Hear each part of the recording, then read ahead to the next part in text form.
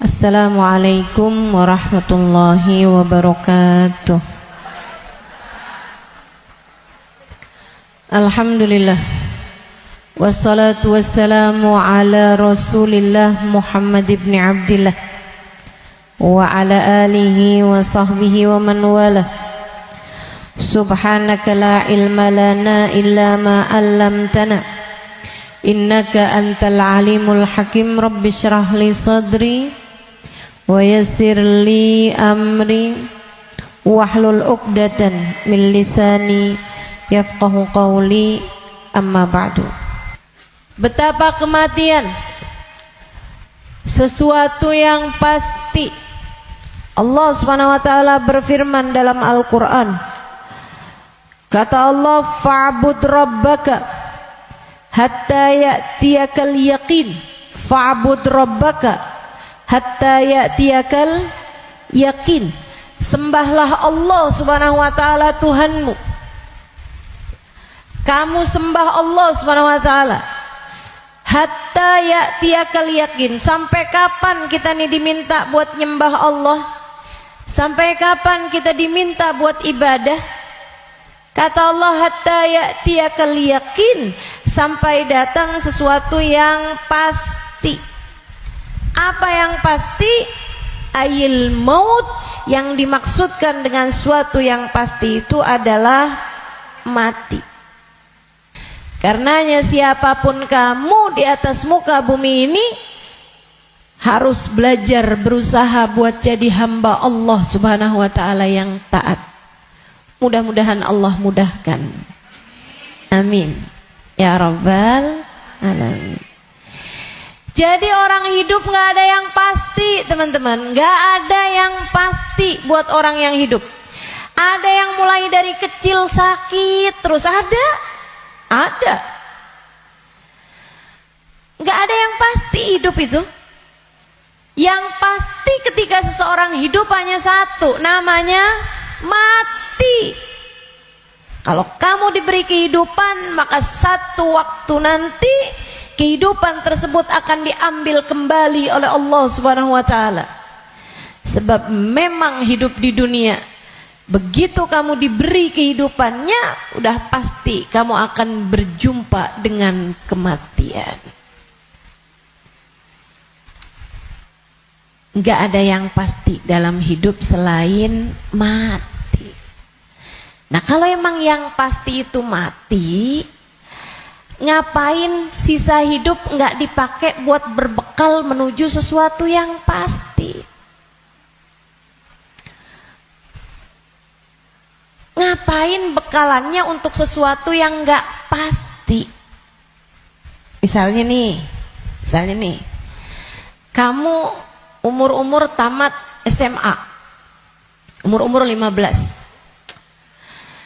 Kalau kamu berpikir bahwa saya umur segini berarti udah deket lagi mau nikah, bekalan menuju nikah misalnya, apa yang kamu kerjakan? Hidung kurang mancung, mancungin alis kurang nyelirit, kurang bulan sabit, kamu sabitin alis kamu. Bibir kurang sekarang ini musim orang suka bibir lebar-lebar. Ya udah dah, saya tambahin biar agak turun bibirnya, biar doer bibirnya. Kalau kamu berpikir bahwa kamu akan menuju kepada kematian, kalau kamu berpikir kamu akan menuju kepada pernikahan, kamu kemudian berbekal menuju ke arah sana. Tapi kan sebenarnya nikahnya emang udah pasti? Belum pasti nikahnya. Betul? Orang hidup nggak pasti nikah, teman-teman. Berarti kalau kayak gitu gimana nih caranya nih? Gimana cara kita menjadikan hidup kita bermakna? Takutnya udah siap-siap, tahu-tahu nggak dapet. Iya kan? Kan sia-sia. Kalau gitu yang pasti aja, kamu hidup biar bermakna, pastikan hidupmu adalah saatmu berbekal menuju kepada kematian. Saya tuh waktu SD kabarnya pinter. Mungkin ada guru-guru saya di sini. Selamat pagi Bu Guru. Kabarnya dulu pinter waktu saya sekolah. Saudaraku sekalian saya muliakan, tapi saya dulu selalu punya pikiran bahwa bisa jadi umur saya nggak panjang. Walaupun ternyata itu tidak terbukti ya. Sampai dengan sekarang saya masih ada di atas muka bumi ini, udah panjang hidup saya. Dulu itu saya selalu berpikir bahwa bisa saja umur saya nggak panjang. Saya SD, itu saya punya temen sekolah siang, sekolah madrasah, namanya Madrasah Al-Wasliyah.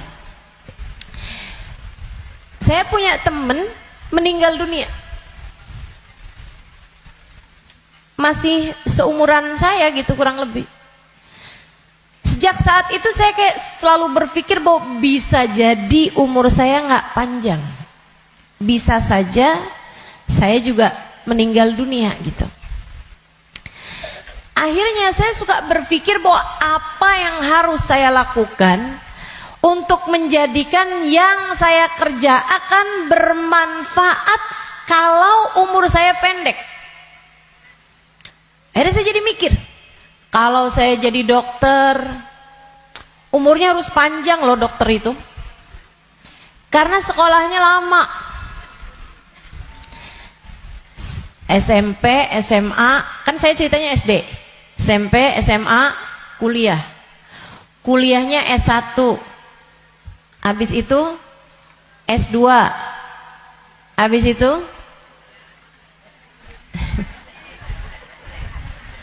ST katanya. Buat jadi dokter spesialis itu kan mesti banyak sekolahnya. Apalagi kalau mau spesialis yang spesialis lagi gitu. Buat jadi dokter yang bagus. Artinya sekolahnya tuh panjang. Baru bisa jadi dokter yang hebat, dokter yang mumpuni di atas usia 30-an tahun, bahkan mungkin 40-an tahun.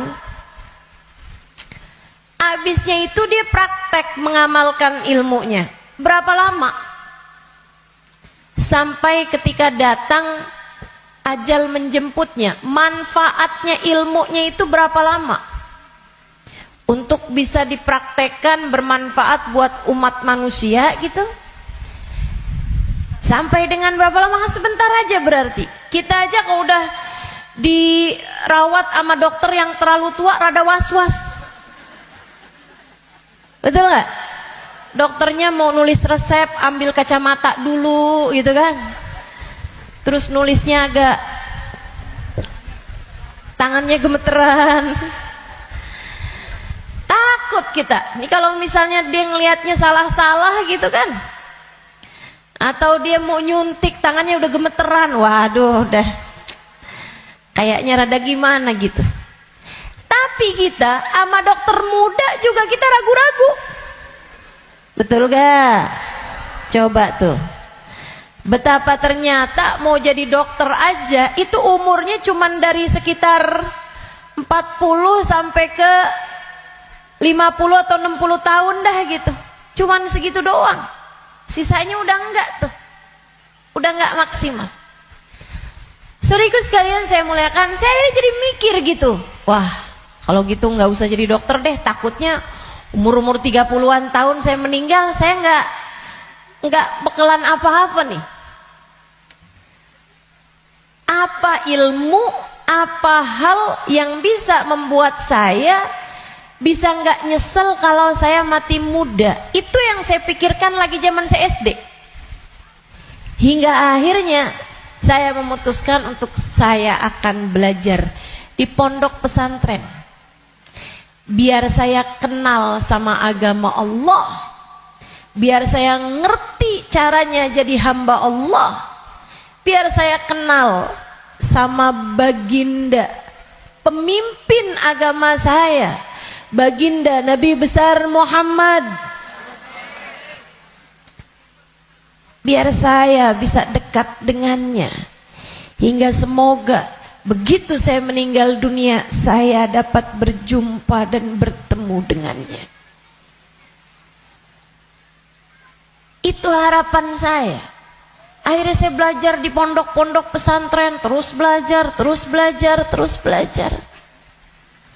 Saudaraku sekalian yang saya muliakan, alhamdulillah saya rasakan ilmu saya udah bermanfaat dari sejak usia 20 tahun. Saya udah mulai mengajar dari usia 20 tahun, dan saya mengajarnya dalam bahasa Arab di kota Tarim, Hadramaut, Yaman. Saudaraku sekalian saya muliakan, pada akhirnya kehidupan mengajarkan kita bahwa jangan mau memperjuangkan sesuatu yang tidak kamu bawa mati. Begitu saya belajar lama, saya jadi ngerti bahwa ternyata bahkan bekalan menuju kematian itu bukan ilmu yang banyak, bukan. Akan tetapi hati yang tersambung dengan Allah penciptanya, ruh. Sebab hulikatir ruhu lil abad. Ruh itu ketika diciptakan, ia diciptakan untuk selamanya.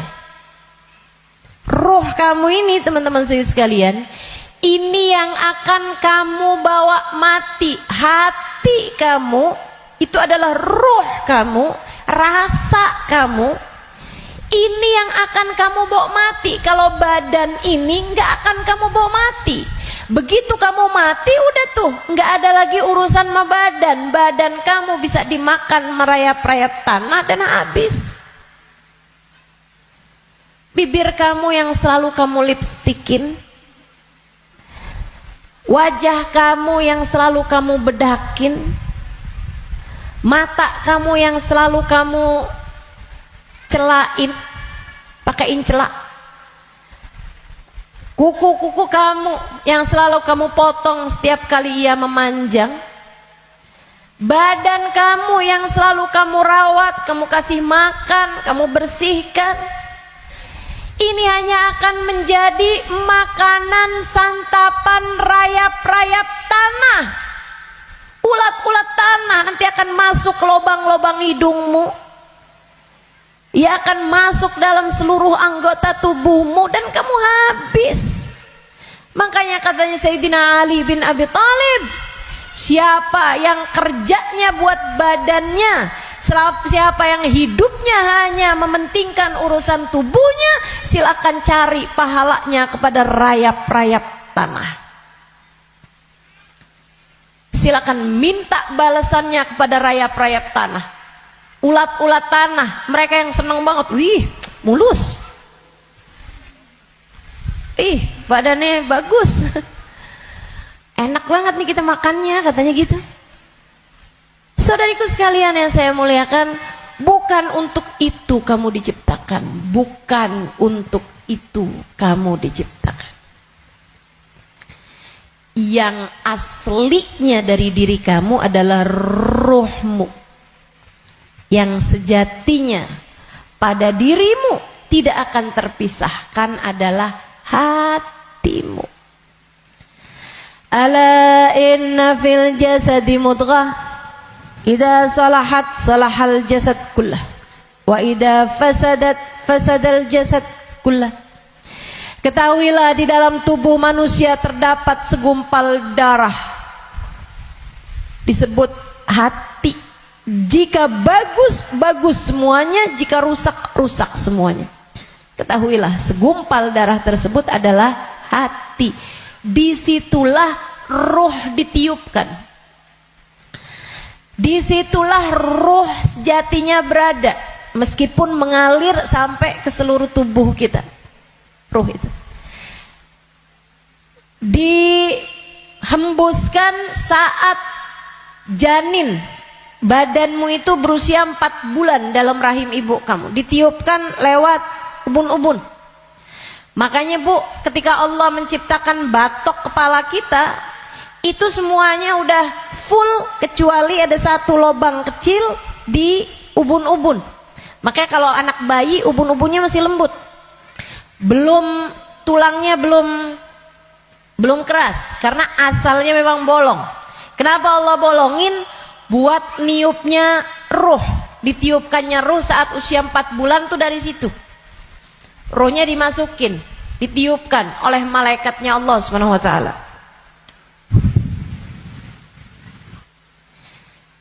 Pusatnya ditaruh di jantung atau di hati, dia pusatnya tuh ditaruh di hati, menyebar ruh tersebut sampai ke ujung-ujung jari. Itu ruh. Kalau datang kematian, dicabut lagi dari ubun-ubun. Malaikat pencabut nyawa sama halnya dengan malaikat peniup ruh, itu memulai pekerjaannya dari ubun-ubun. Ini nyabut nyawanya juga dari sini. Dicabut dari atas kan, yang duluan hilang yang kaki. Makanya orang kalau mati tuh kakinya duluan yang dingin. Yang lain masih hangat tapi kaki udah dingin, itu berarti sudah memulai proses pencabutan nyawa. Sama kayak ada prosesnya bayi ketika keluar, makanya ada istilah pembukaan 1, bukaan 2, bukaan 3 tuh. Sama halnya juga dengan peniupan ruh. Ruh juga begitu. Ketika ditiupkan dan ketika dicabut itu juga seperti itu. Ada masa-masa berhentinya, namanya sakarat. Namanya sekarat. Ala inna lil mauti sakarat, kata Nabi Muhammad SAW. Ketahuilah, kematian ada sekaratnya. Kematian ada hentakan-hentakannya, enggak sekaligus. Kematian ada tahapan-tahapannya. Ditarik jret, sampai ke lutut. Jadi yang dingin duluan, yang enggak ada ruhnya duluan kakinya. Tarik lagi jret, sampai ke pusar. Pusar kita nih. Tarik lagi jret, sampai ke ulu hati. Banyak orang yang kalau orang tersebut dimurka Allah Subhanahu wa taala, malaikat maut mencabut nyawanya dengan main-main. Dimain-mainin rohnya. Padahal sakitnya setengah mati. Kata Sayyidina Ali bin Abi Thalib, la darba bisayf 30 darbah ahab ilayya min sakrah min sakaratil maut. Badan saya dicacah-cacah pedang 30 kali cacahan pedang lebih saya sukai daripada satu sakaratul maut. Sakit setengah mati. Buat orang yang suka main-main dalam hidupnya, ada banyak di antara mereka yang ketika ajal datang menjemputnya, malaikat maut memain-mainkan saat pencabutan nyawa. Sakitnya luar biasa.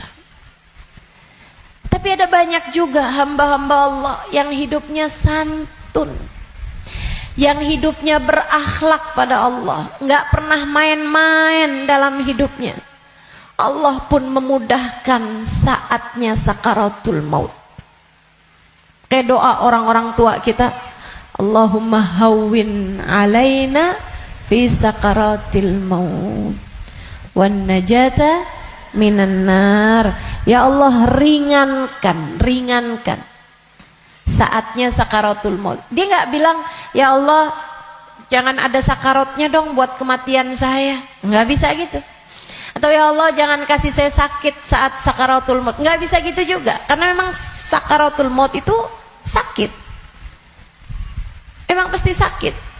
Jadi yang diminta adalah Allahumma khaffif alaina fi sakaratul maut. Ya Allah, ringankan sakitnya sakaratul maut. Apa yang bisa meringankan? Maksudnya ringannya tuh gara-gara apa? Kalau kamu tanya sama saya, Ustazah, ringannya sakaratul maut tuh gara-gara apa? Saudaraku sekalian, sesuatu itu sakit bisa jadi ringan itu karena dua hal. Satu, karena memang sakitnya itu levelnya jadi ringan. Kan begitu? Sakit kan ada level-levelnya.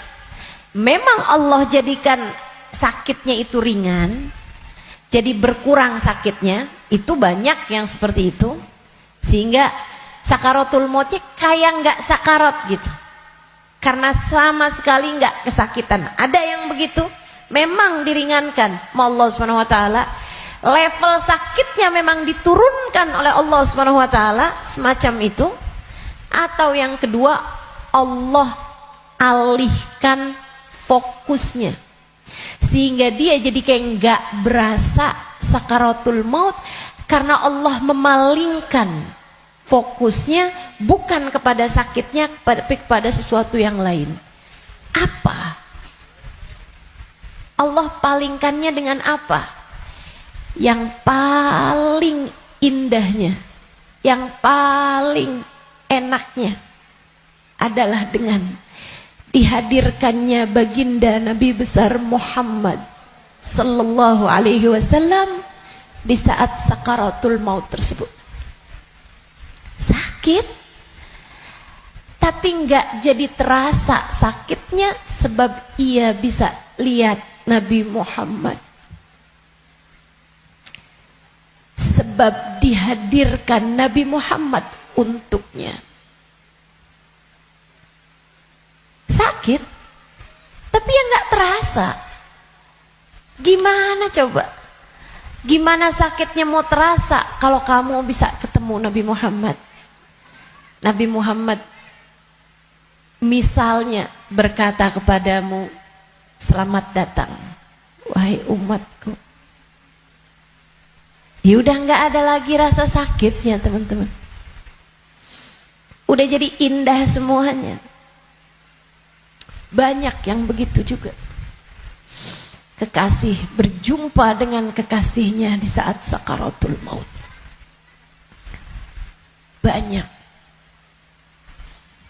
Kita ustazah gak tahu deh, minta aja, doa aja, walaupun gak pantas, biar gak nyesel.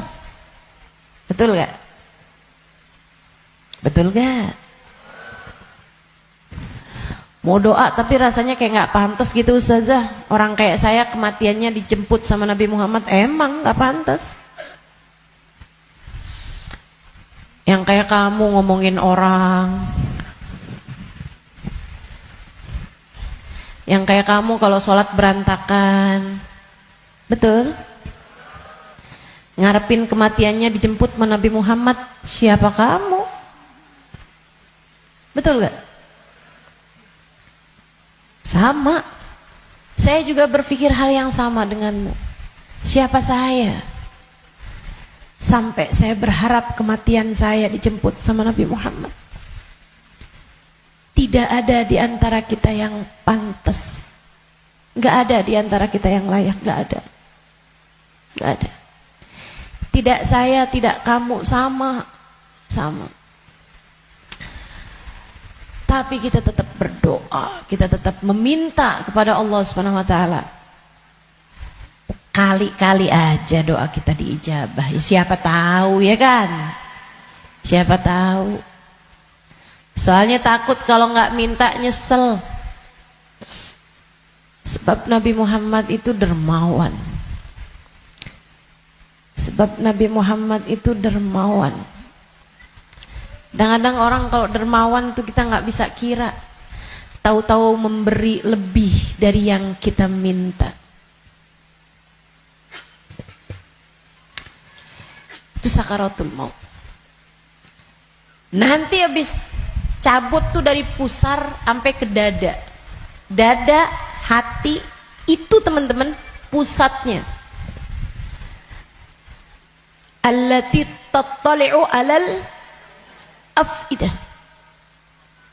Sampai ketika roh tersebut nyampe di afidah, nyampe di dada, tempatnya hati kita itu, pusatnya. Makanya orang kalau ngerasa sakit hati pasti pegang dadanya gitu. Nggak ada yang pegang kepala, sakit hati saya, nggak ada. Apalagi pegang kaki, sakit hati saya, nggak ada. Pasti bilang sakit hati saya gitu. Yang dipegang dada, karena memang tempatnya ruh, pusatnya itu adanya di situ, hati kita. Itu sakaratul maut paling sakitnya tuh di situ, karena sumbernya tuh di situ. Baru kemudian dicabut lagi sampai ke ghargharah, sampai ke leher. Kau udah nyampe di ghargharah, hakikat kamu akan ditampakkan.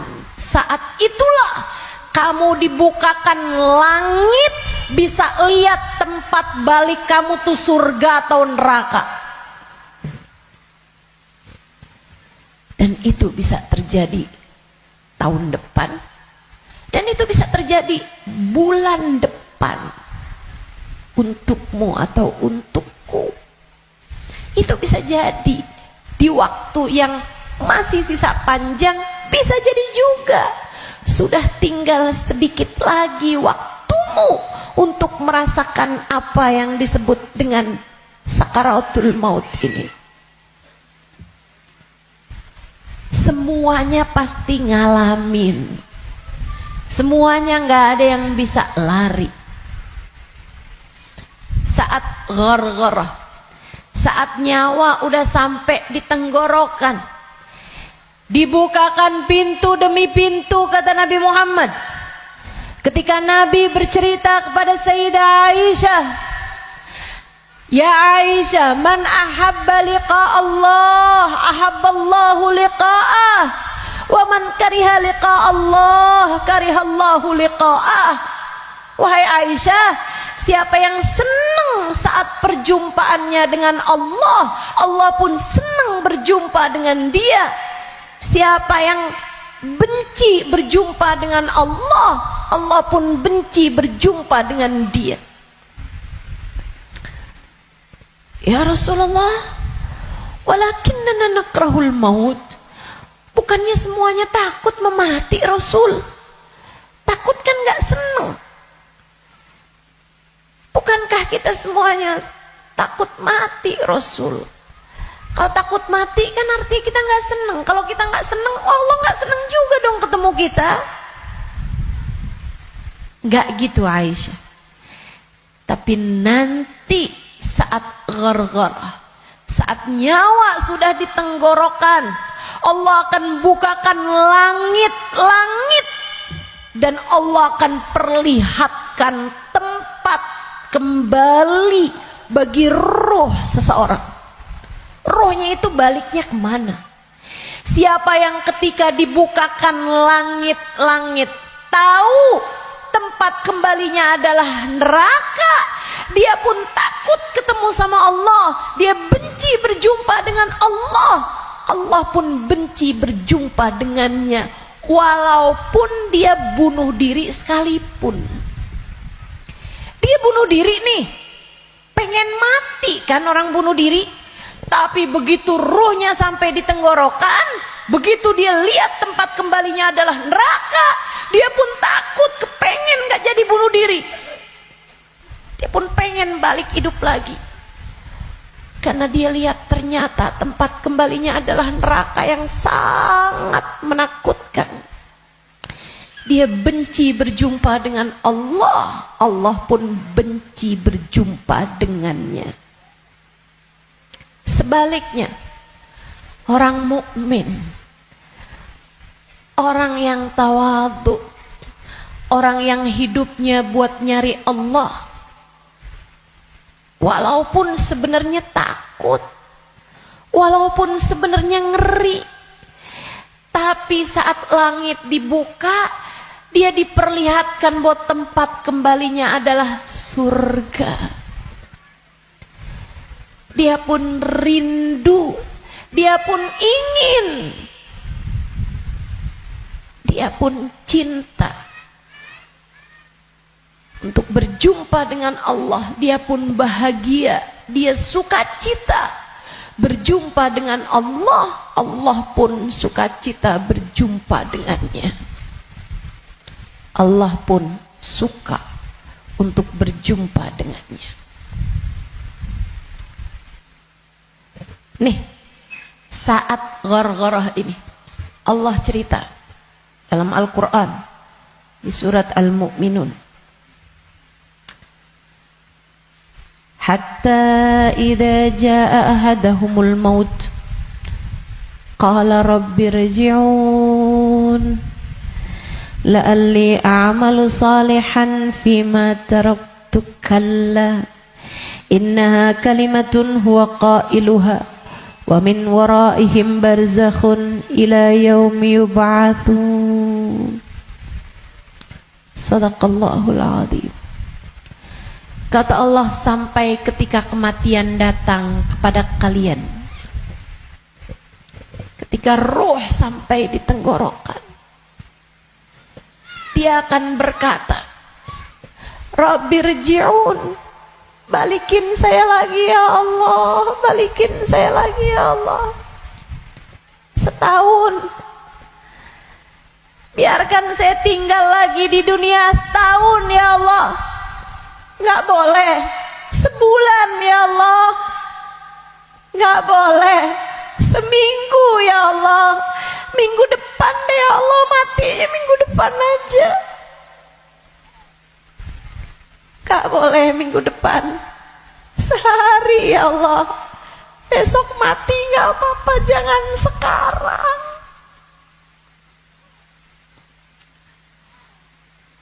Gak boleh sejam ya Allah, sejam. Sejam lagi matinya ya Allah, balikin lagi ya Allah.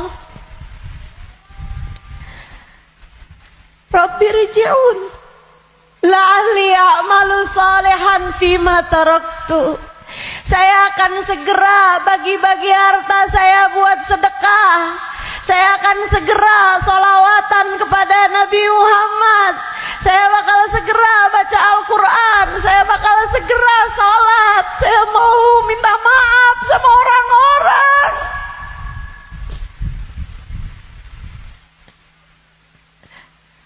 Saya mau minta maaf sama orang-orang. Sisakan untuk waktu walaupun 1 jam. La'alli a'malu salihan fima taraktu. Aku akan mengerjakan kebaikan yang selama ini saya tinggalkan.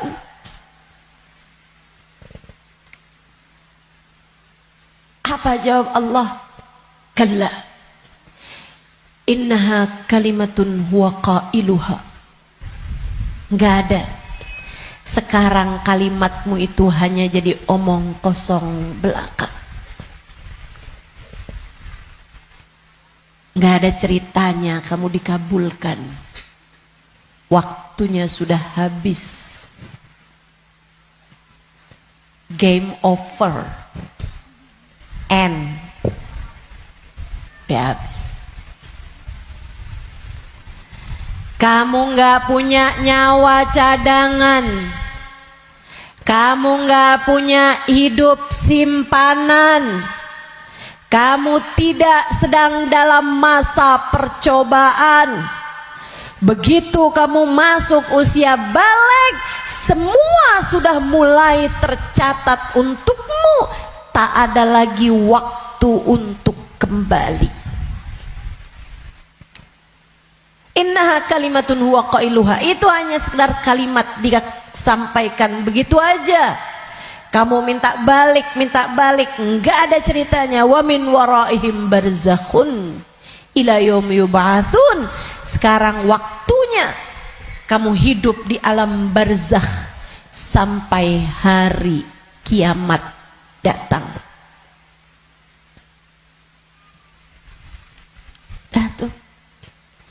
nggak bisa balik lagi. Makanya serem sama kematian teman-teman, karena dekat. Aqrab ghaib yuntadhar, kata Nabi Muhammad. Perkara gaib yang paling dekat sama kita kematian. Si ini meninggal, si itu meninggal, si itu meninggal, si itu meninggal. Semua meninggal. Maka sebagaimana kamu melihat satu hari ada jenazah diangkut, satu waktu jenazah kamu yang diangkut. Sebagaimana kamu lihat ada nama seseorang, kamu dengar nama seseorang diumumkan di masjid, satu waktu namamu yang akan diumumkan di masjid. Kamu lihat satu hari ada nama seseorang muncul dengan ucapan berbelasungkawa, turut berduka cita, yang ada di instastory orang-orang, satu waktu nama kamu yang akan ditulis di situ. Sebagaimana ada broadcast di grup-grup WhatsApp yang menuliskan nama-nama orang dengan ucapan meninggal dunia, satu waktu akan ada namamu yang ada di situ. Innalillahi wa inna ilaihi rojiun. Turut berduka cita atas meninggalnya Halimah binti Utsman al-Idrus. Akan ada waktunya. Semua akan ada waktunya. Semua akan ada gilirannya. Pasti, tanpa terkecuali. Kamu akan datang giliranmu, pasti, tanpa terkecuali. Kamu bakal mati, Bu. Kamu akan mati, Dek. Kamu bakal mati, Nak. Pasti. Masalahnya tinggal, akankah Allah berkenan menerimamu? Saya tuh dulu suka liatin tulisan kalau ada orang meninggal dunia, semoga rohnya diterima di sisi Allah. Saya suka mikir gitu, ya masa ditolak, ya diterima lah. Fakta membuktikan. Kita nggak pernah lihat ada orang habis meninggal dunia terus balik lagi. Lah, bukannya kamu seminggu yang lalu meninggal? Oh, nggak diterima. Pernah? Nggak pernah. Ya saya suka pikir gitu. Ya diterima lah. Masa mau ditolak? Orang meninggal mau meninggal gitu. Tapi sesudah saya belajar, tuh waktu saya kecil mikirnya begitu. Sesudah saya belajar di pondok pesantren, belajar terus. Saya jadi paham betapa berartinya ucapan itu. Sebab kamu, saya, ketika meninggal dunia akan menjadi salah satu dari dua kelompok orang. Ada yang ruhnya diterima di sisi Allah dengan penuh keridhaan. Ada yang ruhnya diusir dari rahmatnya Allah, sebab Allah murka kepadanya.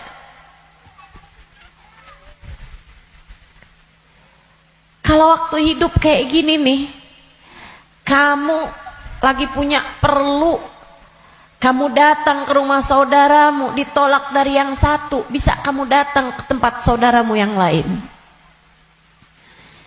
Anak kamu harus masuk rumah sakit, harus segera dioperasi, misalnya gitu. Harus ada DP yang harus kamu bayar, atau ada keperluan apapun misalnya. Kamu bisa datang ke tempat saudaramu, dia nggak bukain pintu, kamu bisa datang ke tempat yang lain. Dia nggak ngasih, kamu bisa datang ke tempat yang lain.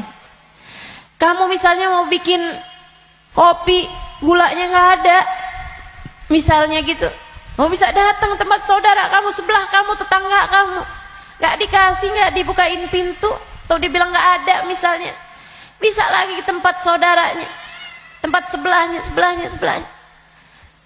Orang hidup ini andai ditolak dari yang satu, kita masih punya pilihan tempat yang lain, seapa-apanya masih ada pilihan tempat yang lain. Tapi kalau kamu meninggal dunia, kamu hanya akan menjadi wa inna ilaihi raji'un, hanya akan kembali kepada Allah Subhanahu wa taala.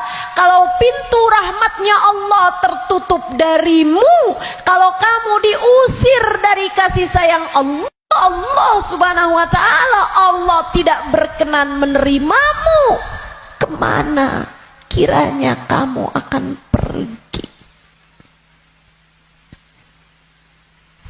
Terusir dari pintu rahmatnya Allah, kamu mau kemana?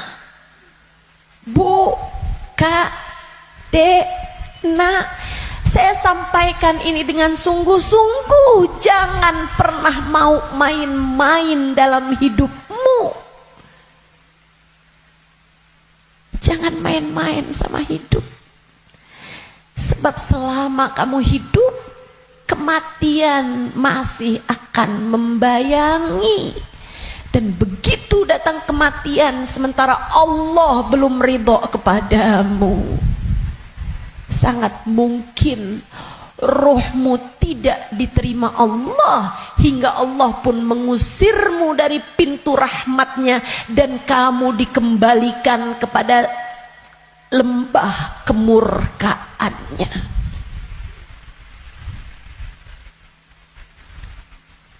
Dimurka Allah Subhanahu wa taala.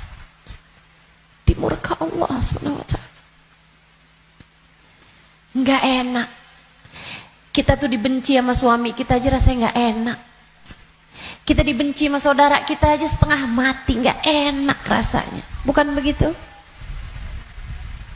Bayangkan kalau kamu datang ke rumah Allah, kamu datang kepada Allah, sementara Allah mengusirmu dan tidak ridho kepadamu serta benci kepadamu, dan kamu gak bisa balik lagi ke atas muka bumi ini, kayak apa rasanya? Dalam keabadian kamu dimurka, dalam keabadian kamu dibenci, dalam keabadian kamu tersiksa.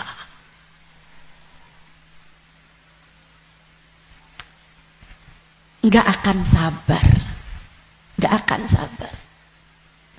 Makanya sekarang nih di dunia kamu masih bisa sabar. Kalau lagi nggak enak sabar aja. Malam-malam ngantuk mau tahajud, yang sabar.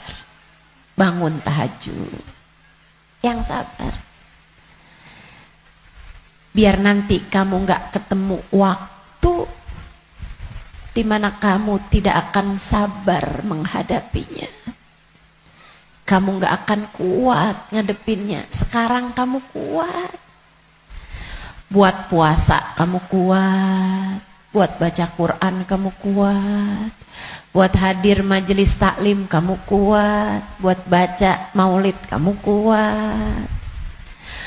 Buat berbuat baik pada orang tua kamu kuat. Buat berbuat baik sama suami kamu kuat. Buat doain anak-anak kamu kuat. Buat ngurusin rumah kamu kuat. Buat ngerjain kebaikan-kebaikan kamu kuat. Maka kerjakan apa yang kamu kuat untuk menghindarkan diri dari sesuatu yang kamu nggak bakal kuat. Bertahanlah terus. Bertahanlah untuk tetap menjadi solehah. Yang sabar jadi solehah. Tetaplah jadi hamba Allah yang solehah. Enggak kuat nih saya, enggak, kamu kuat, kamu kuat. Saya enggak kuat lagi Ustazah ngadepin suami kayak begini. Kuat, kamu kuat. Saya enggak kuat lagi Ustazah ngadepin orang tua saya nih Ustazah. Kuat, kamu kuat. Enggak kuat lagi saya ngadepin anak-anak saya Ustazah. Kamu kuat, kamu kuat. Kamu kuat. Saya enggak kuat puasa, kuat, kuat. Saya nggak kuat tahajud, kuat. Saya nggak kuat baca zikir habis duhur, habis subuh ke isyraq, kuat. Saya nggak kuat baca ratib malam-malam hari, ngantuk saya, kuat. Kamu kuat ngerjain itu semua. Saya nggak kuat ustazah buat berbuat baik sama semua orang. Saya pengen marah aja semuanya. Enggak, kamu kuat. Jangan marah-marah, jangan marah-marah. Kamu kuat. Teman-teman saya sekalian, yang nggak kuat kalau kamu mati dan kamu terusir dari rahmatnya. Yang kamu nggak kuat kalau sampai di dalam kubur ruhmu disiksa, kamu nggak akan kuat. Yang nggak kuat kalau kamu datang malaikat yang menanyai dalam kuburan dan kamu nggak bisa jawabnya, hingga kemudian malaikat tersebut mulai menyiksamu, kamu nggak akan kuat. Sisanya di dunia ini kamu kuat. Saya dijahatin terus sama tetangga saya nggak kuat lagi, kamu kuat. Saya ditinggalin sama teman-teman saya nggak kuat. Percaya saya, kamu kuat. Saya sakit ustazah, saya udah nggak kuat lagi, kuat. Yang kamu nggak kuat kalau kamu sampai diusir dari rahmatnya Allah. Yang kamu nggak kuat kalau ruhmu keluar, dan bisa jadi itu bulan depan, bisa jadi itu minggu depan. Saat ruhmu keluar dan kamu ngelihat tempat kembalimu adalah neraka, kamu nggak akan kuat.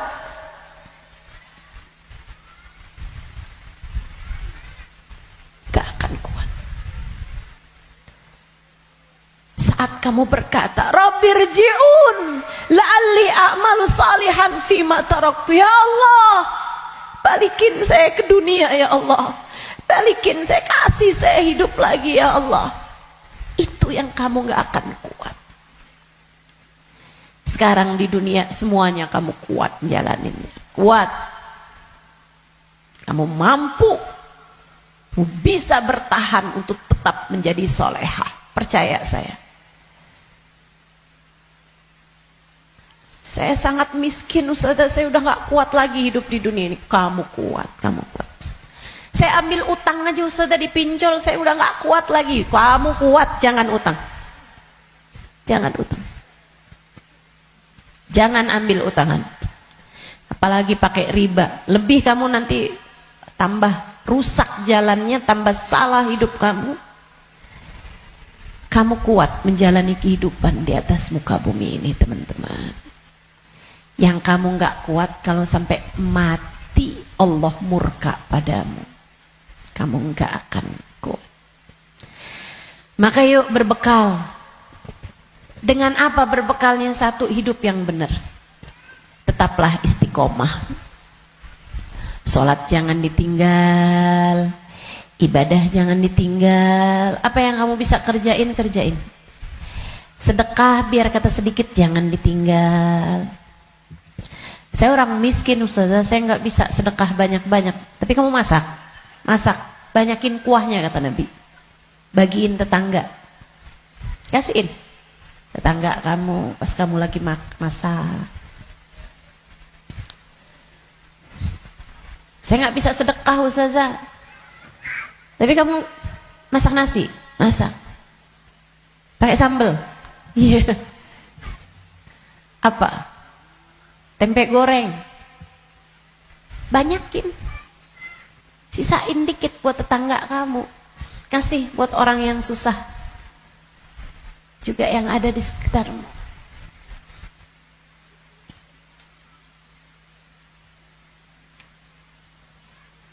Itu pesan Nabi kita Muhammad SAW. Berbuat baik. Saya nggak bisa ustazah, saya nggak ada sesuatu yang bisa saya sedekahkan. Senyum bisa bukan? Kamu punya bibir? Ya punya sih ustazah. Ya udah senyum aja kalau gitu. Ketemu orang, bisa nyenengin orang, apa kabar? Sehat? Atau Saat kamu bangun di waktu malam, kamu angkat tanganmu, kemudian kamu bilang, ya Allah, sayangi tetangga-tetangga saya ya Allah, sayangi teman-teman saya ya Allah, ampuni dosa-dosa mereka ya Allah, orang di kampung saya ya Allah, ampuni dosa-dosanya ya Allah. Sedekah kamu buat mereka, kebaikan kamu buat mereka. Berbuat baik semampu yang kamu bisa, sebisa yang kamu mampu. Apaan aja. Bahkan sekedar kalimat pujian buat suami kamu. Alhamdulillah kamu sehat, saya senang kalau kamu udah sehat. Kata-kata yang enak gitu. Jangan sakit lagi ya, saya kesian kalau lihat kamu sakit. Saya sayang sama kamu. Kalimat yang enak. Ganti kalimat-kalimat yang gak enak. Udah sehat kan, berarti bisa kerja lagi kan. Susah kalau kamu sakit nih. Terus kita mau makan apa kalau kamu sakit terus-terusan? Gak enak banget sih kalimatnya. Kamu bakal mati, maka pilihlah kalimat yang gak jadi penyesalan bagimu sesudah kematianmu. Yang bagus ngomongnya, yang bagus. Jangan sakiti hati orang. Iya Kak, Bu, Dek, ucapanmu kepada orang tuamu nak yang bagus, yang bagus. Mama yang sehat ya Ma, Mama yang sehat. Enggak kok, Mama nggak pernah ngerepotin. Saya seneng ada Mama. Tetaplah sehat Ma, tetaplah kuat Ma. Yang bagus ngomongnya. Nanti nyesel kalau kamu yang pergi atau mamahmu yang pergi.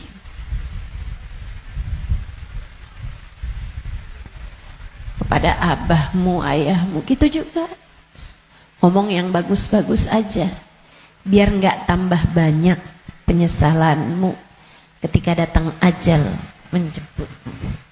Apapun dari kebaikan yang bisa kamu lakukan, lakukanlah.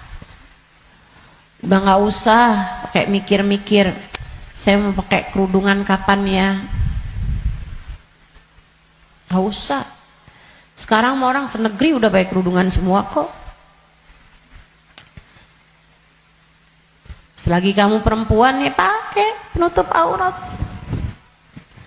Saya nggak tahan Ustazah, saya nggak kuat pakai jilbab. Kuat kok. Semua kuat. Bismillah. Bismillah. Lakukan kebaikan, jangan tinggalkan. Sebab seperti mana kamu hidup, seperti itulah kamu akan mati. Jika kebaikan yang kamu lakukan dalam hidupmu, kamu hanya akan berjumpa dengan kebaikan-kebaikan sesudah kematianmu. Kebaikan kamu lakukan karena Allah, Allah akan membalasmu dengan kebaikan-kebaikan dari sisinya. Dan itu akan sangat menyenangkan. Kama ta'ish tamut. Sebagaimana kamu hidup, seperti itu pula lah kamu akan mati. Maka tetaplah istiqomah di jalan Allah. Itu bekal utama. Bekal keduanya, selalulah berdoa, selalulah meminta kepada Allah agar dikaruniai husnul khatimah. Sering-sering minta, ya muqallibal qulub, tsabbit qalbi ala dinik. Wahai zat yang membolak-balikan hati, tetapkanlah hati kami berada dalam keimanan kepadamu. Selalulah berdoa, Rabbana la tuzigh qulubana ba'da idh hadaitana wa hab lana min ladunka rahmatan innaka antal wahhab.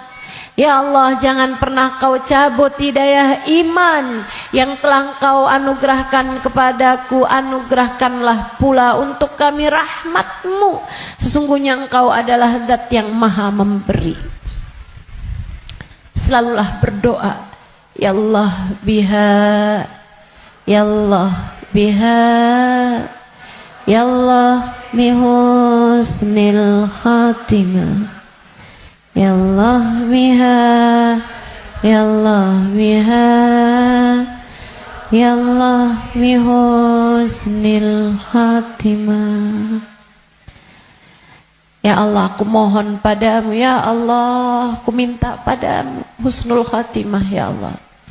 Akhir kehidupan yang baik. Kematian dengan membawa iman, kematian sedangkan Kau berkenan menerima kami, ya Allah. Terus doa, terus minta sama Allah. Sebab la yarudul qada illa doa. Tidak ada yang dapat menolak takdir buruk selain doa. Doa terus, doa terus, doa terus.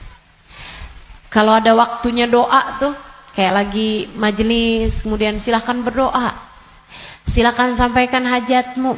Habis sholat, jangan dulu langsung bangun, sebelum kamu berzikir kemudian berdoa, kan begitu. Nah kalau doa jangan minta dunia mulu teman-teman. Kalau semua doa mau minta dunia, habis dunianya selesai kamu bawa apa? Kamu punya apa? Minta juga.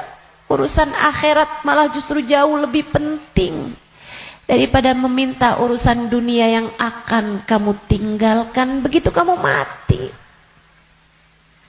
Jangan kalau doa yang diminta duit lagi, duit lagi. Jangan kalau doa yang diminta jodoh lagi, jodoh lagi. Atau biar hati suami nggak berpaling, itu aja yang kamu minta. Biar suami nggak poligami, ustazah itu terus doa saya ustazah. Bukan hanya itu yang kamu perlukan teman-teman. Doa urusan dunia tuh kalau bisa sekedarnya aja. Karena hidup di dunia ini qalil, sedikit, katanya Imamul Haddad, tabalagh bil qalili minal qalili. Bekelan dunia ini sedikit aja lah, karena dunianya itu emang sedikit. Dikit lagi juga mati. Kalau doa itu yang kiranya kamu nggak nyesel begitu kamu masuk ke dalam alam kubur. Doanya minta apa? Minta husnul khotimah. Doa minta Allah ridha, minta biar Allah selamatkan, minta biar Allah bahagiakan kalau kamu ada di dalam kuburan, minta biar Allah bahagiakan ketika nanti kamu di padang mahsyar.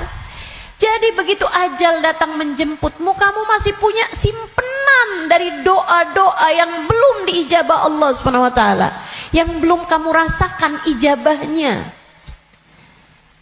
Begitu kamu mati, kamu udah punya simpenan doa buat mahsyar. Begitu kamu mati, kamu udah punya simpenan doa buat kubur. Begitu kamu mati, kamu udah punya simpenan doa buat kiamat. Begitu kamu mati, saat di padang mahsyar dibangkitkan, kamu udah punya simpenan doanya. Tinggal tunggu ijabahnya. Nah kalau doanya belum pernah kamu doain, gimana mau ngarepin ijabahnya? Nah kamu nggak pernah minta. Ya Allah, kubur saya, ya Allah, saya sekarang maunya kubur saya biar seneng, ya Allah. Ternyata kok nggak seneng, kata Allah. Nah kamu nggak pernah minta. Di dunia yang sering mintanya, biar nanti kamu dapat ijabahnya. Di dunia yang sering minta, ya Allah, jadikan kami ada dalam rombongan Nabi Muhammad. Jadikan kami ada dalam rombongan umat Nabi Muhammad, ya Allah. Jangan cuma di majelis maulid aja doanya. Saat tahajud tuh kamu doa, minta ya Allah nanti di akhirat ya Allah jadikan saya ada dalam rombongan Nabi Muhammad. Biar nanti begitu kamu mati, kamu udah punya simpenan doanya, tinggal nunggu ijabahnya. Kata Allah, ud'uni astajib lakum, mintalah, niscaya akan aku beri. Jadi di akhirat kamu tinggal nungguin saat doamu diijabah. Sebab kalau kamu mintanya nanti gitu kan di akhirat, ya itu tadi kata Allah, innaha kalimatun wa qailuha. Kalimatmu tuh nggak ada artinya lagi, nggak ada maknanya lagi. Sebab akhirat bukanlah tempat berbuat. Dunia nih tempatnya berbuat. Akhirat hanyalah tempat untuk dibalas. Kalau saatmu di dunia kamu hanya minta dunia, apa yang kamu persiapkan buat sesudah kematianmu?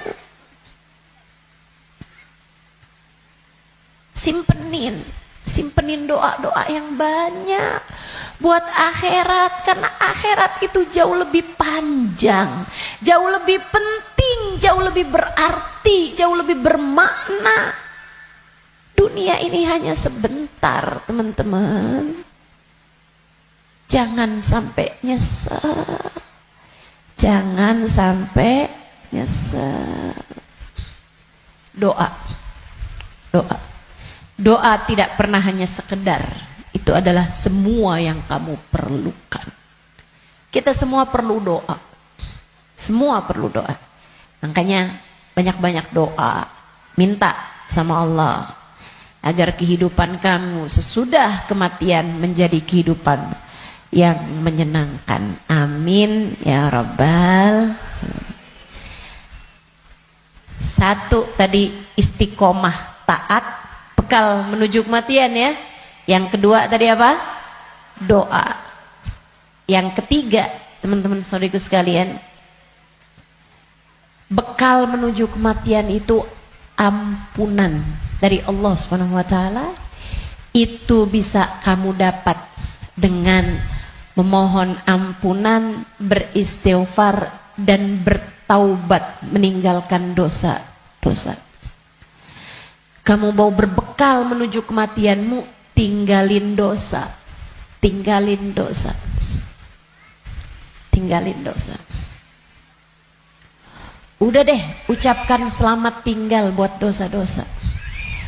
Adik-adik yang sudah umur 20-an tahun, belum datang jodoh, Ustazah saya pacaran ya. Jangan. Kenapa Ustazah? Dosa. Tinggalin dosa. Kamu belum tentu punya waktunya buat taubat. Kamu belum tentu sisa waktumu itu mencukupi untuk kamu bertaubat. Nggak usah deket-deket sama dosa. Ya Ustazah, kalau nggak pacaran kita nggak nikah Ustazah. Siapa bilang? Banyak kok orang-orang nikah nggak pakai pacaran.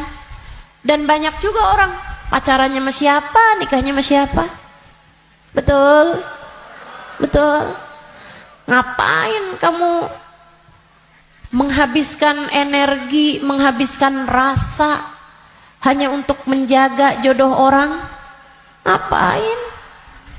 Udah jauh lebih aman kamu nggak usah jagain jodoh orang, kamu jagain hidup kamu sendiri. Sebab yang akan mendapatkan balasannya adalah dirimu sendiri.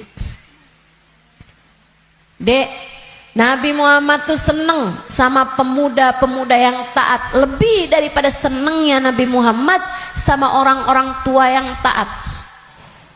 Jadi kamu nggak usah nunggu tua buat taat, kamu nggak usah nunggu tua buat deket sama Nabi Muhammad. Justru di saat kamu masih muda, andai pun kamu nanti sampai tua, justru di saat muda nih kesempatan kamu buat deket sama Nabi Muhammad. Sebab Nabi senang sama pemuda-pemudi yang hidup dalam menjalani taat kepada Allah Subhanahu wa taala. Dijanjiin barengan sama Nabi Muhammad. dijanjiin ada dalam naungan di bawah arasnya Allah di saat tidak ada naungan kecuali naungan Allah. Syab nasya fi taatillah, pemuda, pemudi, laki-laki, perempuan, muda yang hidup dalam taat pada Allah Subhanahu wa taala.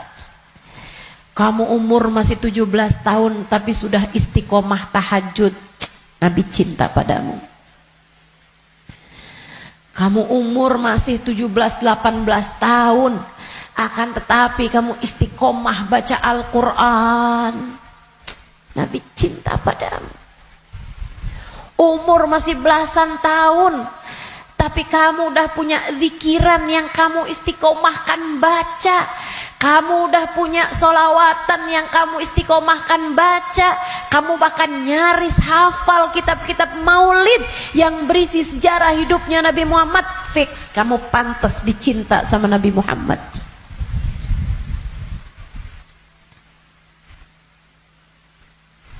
Kamu punya kesempatan besar untuk bisa jadi orang yang kelak di hari akhirat nanti membersamai Nabi Muhammad. Tinggalin dosa, dek, tinggalin dosa, gak ada pentingnya. Kamu gak akan seneng nantinya sama dosa itu. Kelihatannya kayak bagus tapi bikin sumpek, kelihatannya kayak enak tapi bikin hati gelap, kelihatannya kayak membahagiakan padahal itu hanya akan menyusahkan hidupmu saja. Tinggalin dosa. Semua yang ada di sini, yang tua, yang muda, tinggalin dosa, tinggalin dosa. Itu cara kamu biar bisa berbekal menuju kematian yang indah. Yang terakhir, kamu pengen berbekal menuju seindah-indah kematian adalah dengan mencintai orang-orang soleh.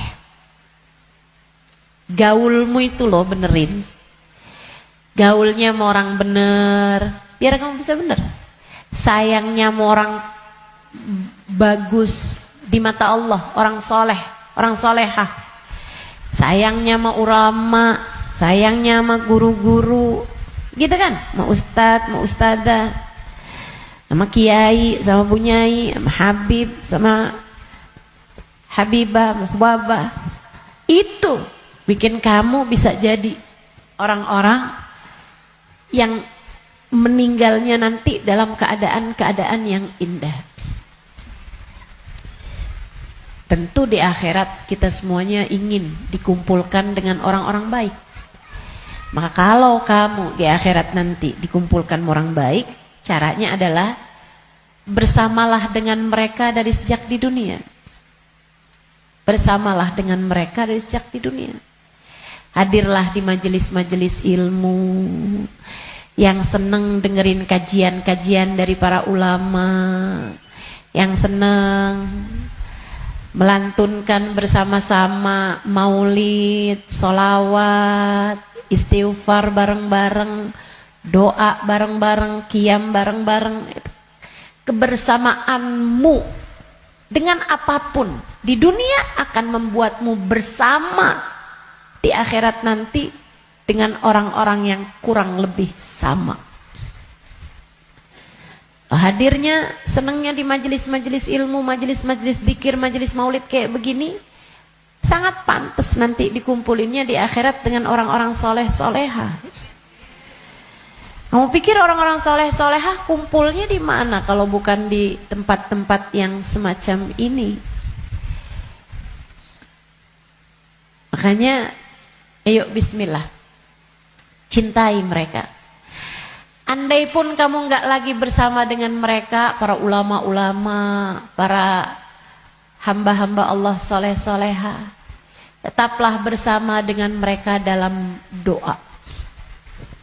Saat doa tuh, saat doa, sertakan hamba-hamba Allah yang soleh-soleha.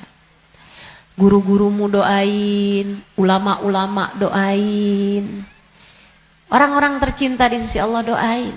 Ustazah, Kan nggak manfaat ya Ustazah. Saya ini kan orang punya banyak dosa, ngapain doain guru-guru saya?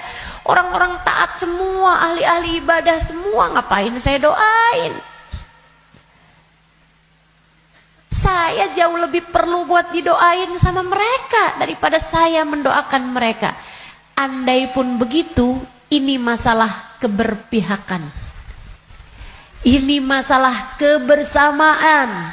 Ini masalah urusan penautan hati. Teman-teman saudaraku sekalian, saya doakan guru-guru saya doakan Habib Umar bin Hafid, saya doakan Hubabah Nur, saya doakan Habib Zain bin Smith, saya doakan mereka biar hidupnya menyenangkan, biar betah hidupnya di dunia, biar sehat. Saya doakan mereka biar semakin dicinta Allah, semakin disayang Allah. Saya doakan semoga lancar dakwahnya, semoga bahagia hidupnya. Saya doakan. Teman-teman saudaraku sekalian, saya doakan. Walaupun saya yakin saya lebih memerlukan doa mereka daripada doa saya. Apalah arti doa saya untuk mereka? Saya tahu itu. Tapi saya tetap berdoa untuk sebuah keberpihakan.